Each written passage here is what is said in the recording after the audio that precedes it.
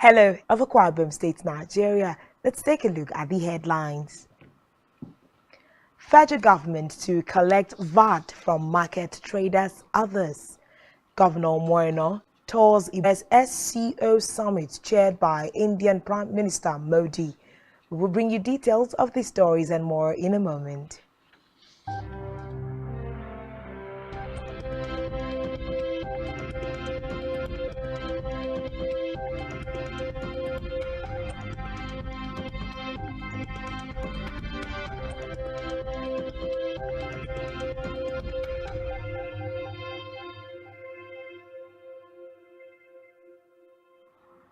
Good afternoon and thanks for joining us. First on our report this afternoon is from the national scene where the Nigerian government, through the Federal Inland Revenue Service FIRS, has announced the VAT Direct Initiative, a scheme aimed towards enabling the government to collect value-added taxes from the informal sector and reduce more. Market Traders Association of Nigeria, MATAN, to collect and remit VAT from its members, particularly those in the informal sector, using a unified systems technology.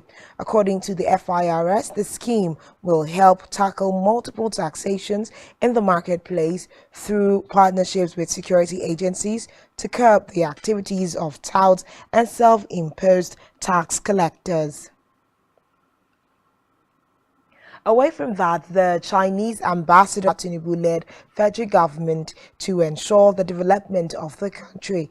Speaking during a meeting with the secretary to the government of the Federation, George Akume Jakun, gave the assurance that his country would help Nigeria with tested development strategies that would better Nigerians. According to strategies that the country could adopt, he said Nigeria had been enjoying strong bilateral relations with China in areas of infrastructure, trade and agriculture, among others, calling on the Chinese government to invest more in the country to enable the present administration to accomplish its agenda.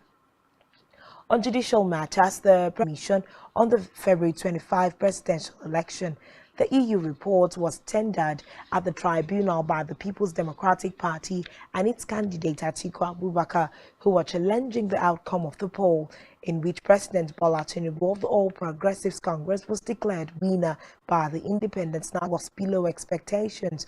The chief observer of the EU Election Observation Mission, Barry Andrews, at a press briefing said the election exposed enduring systemic weaknesses and therefore signaled a need for further legal and operational reforms to enhance transparency, inclusiveness and accountability. The EU also said the conduct of the election diminished public trust in INEC. For 3 years amid controversies surrounding her results. The JAM spokesperson Fabian Benjamin disclosed this in a statement to newsmen. According to him, the board stands by its decision that the results being hit, noting that she scored 249. Meanwhile, the former Minister of Education, Obi Ekwezili, has called for an independent investigation into the calculation examination UTME results by the Joint Admissions and Matriculation Board, JAM. The former minister, in a post made via her Twitter handle, said the issue between Ejikeme and JAM requires an independent tech investigation to unearth all facts, according to her, while listening to Ejikeme's vote to the JAM registrar. In a separate development, the National President, Nigeria Union of Local Government Employees, NOLGE, Ambali Olatunji, has demanded an upward review of workers' salaries by 300% to cushion the effect of fuel subsidy of political office holders to ensure parity, since everybody patronizes the same market in the country. The Labour leader also called for the immediate implementation of the Orosanye report to reduce the cost of governance, which he lamented was too high. Back here on the home front, the Akwa Ibom State Governor, Pastor Moino, has assured that the state government is taking steps to ensure improved power station tour of the company in Ikonobasi local government area, said he was not in the mode of acting on reports from the field without confirming things by himself, and noted that it was his administrative style that prompted him to embark on the fact-finding mission. With a full state government apparatus to not just the company but other government departments and agencies, the governor described as revealing his store at the company, saying that a lot has been unraveled on the operations of the power plant and called for a comprehensive audit report to enable him ascertain his and Savannah Energy for agreeing to provide solutions to issues affecting the efficiency of the company, assuring that with a repositioning of the company, it will run optimally and the state will witness uninterrupted electricity supply. The governor and his team round the facility highlighted on the operations of the company and requested for government's assistance to enable the power plant run optimally. Meanwhile, Global Oil Palms Limited, formerly known as the Aqua Palms, to see to its complete revamping and the revival to serve its purpose.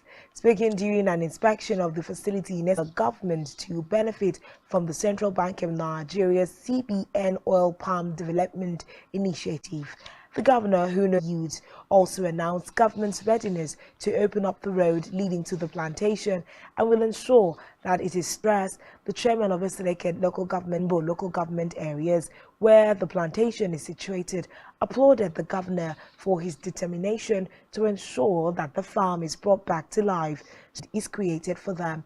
Government House correspondent Genoa reports that the event also featured the official declaration by the youth leaders and elders of the 6th Mint to ensure that the massive oil palm plantation bounces back to life. In the meantime, Governor Moeno has led the state government's delegation to pay a condolence visit to the family of Chief Samingo Etorokban in Eket, who lost 4 members of Moeno, who was accompanied by his deputy, Senator Akone Yarahin, the secretary to the government, Prince Enobongwa, member representing Eket State constituency, Dr. Nsidobe Akata, amongst other government functionaries, assured them of government support in these trying times. He prayed for the peaceful repose of the departed souls. In his response, it was commendable and has given them a sense of belonging.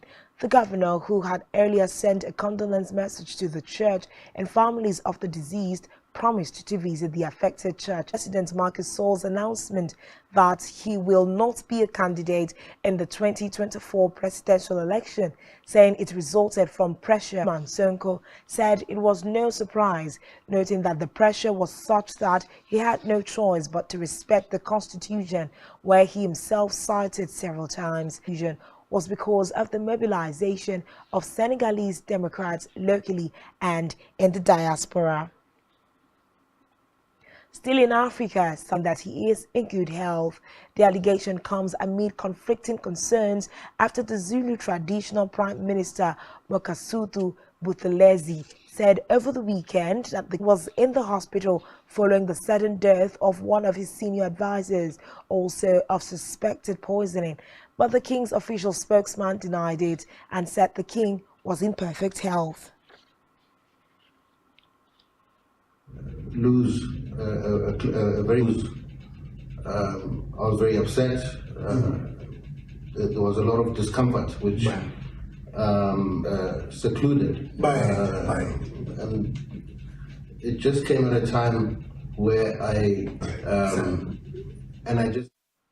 Moving on to the foreign scene, where Russian President Vladimir Putin is set to address a global summit, India, Pakistan, and 4 Central Asian countries virtually for the Shanghai Cooperation Organization SCO summit today. According to Afghanistan are some of the issues that are likely to be discussed in the meeting. Still on the foreign scene, local military officials have said, speaking with newsmen, the local ministry official Vladislav Kaus said all 3 men are in moderate condition and the area near the border with Russia has experienced frequent shelling in recent days. Still to come in the news.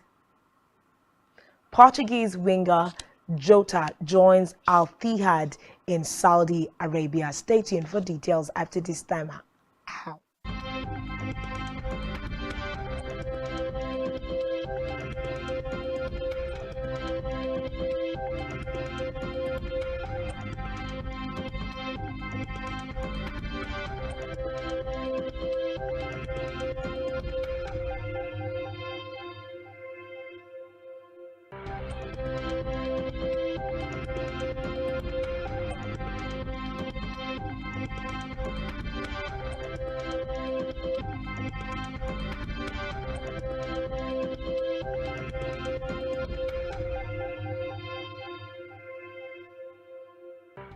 Thanks for staying tuned, and now to the rest of the news.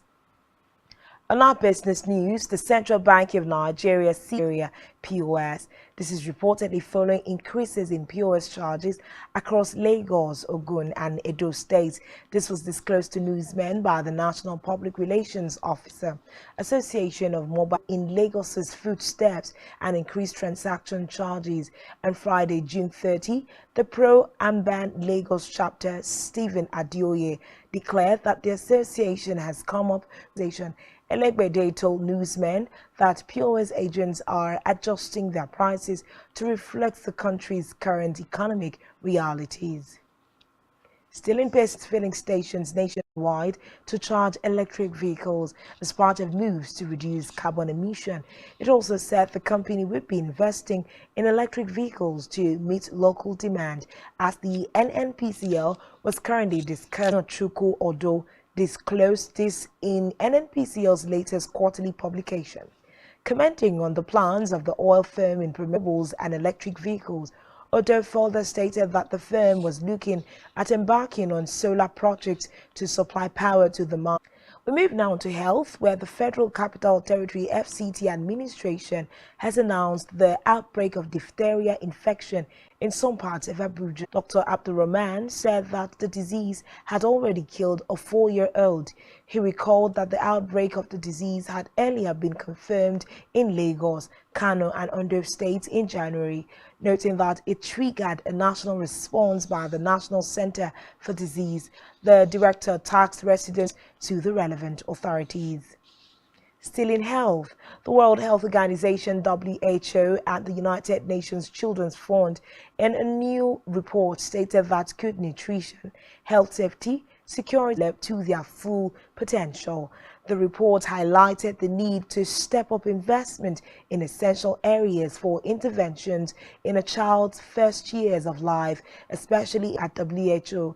Dr. Anshu Banji said while the report showed encouraging progress, greater investment is needed in the foundational early years so that children everywhere can affirm that Jota has moved to Saudi Arabian side Al Ittihad from Celtic. The Portuguese winger, 24, initially joined Celtic on loan from Benfica in 83 games over 2 years in Glasgow, and had been heavily linked with a £25 million move to Al Ittihad in recent days. Still in sports, Brentford have agreed Wanderers. The Republic of Ireland international only moved to Wales from Burnley for £20.5 million last summer. He had only spent 1 season at Burnley as the most expensive Irish player. Collins will follow Wolves captain Ruben Neves away from Molnix after the 26-year-old joined Saudi Arabian news. Ghanaian singer-songwriter Dan Drizzy has unveiled his highly anticipated EP titled Polygamous Entity. Reports say Drizzy had been treating his fans to a diverse array of singles throughout the. Still on entertainment, Nigerian international superstars Wizkid and Tems have reunited to deliver an 5th album made in Lagos. Essence has enjoyed international success that has earned it a top 10 Billboard Hot 100 entry and double RIA Louisiana, USA, where they delivered a rendition of their international collaboration. Media, subscribe to our YouTube channel, all of which you can find on our website, spectrumtv.ng. You have been watching Spectrum TV News at 12. I am Uyai.